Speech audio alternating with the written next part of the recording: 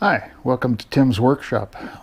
Today, a buddy of mine brought over MS210 stihl chainsaw and was having issues, so I took the fuel out and put new fuel in and started it up.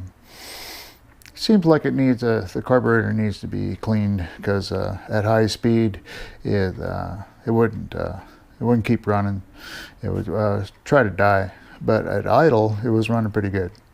In the end, I went to shut it off. Of course, it wouldn't shut off. So I looked into it, and I think I figured out why.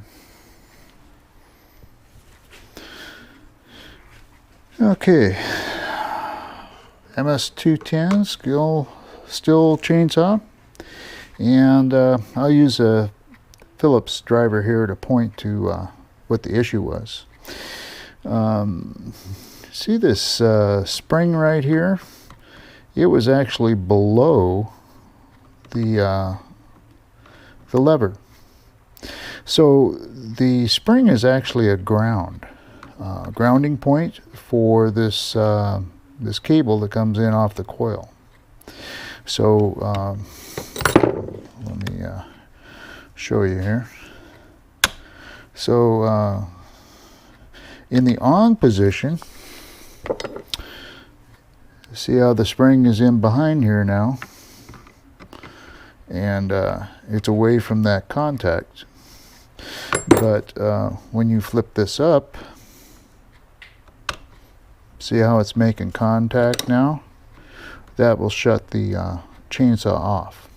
Otherwise, the only way to shut it off is to if you're having this issue, is pull down on the trigger and ground it, choke it out.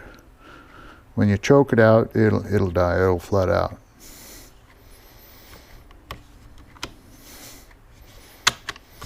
Okay, so that's on, that's off. It hits the metal, which grounds it out. And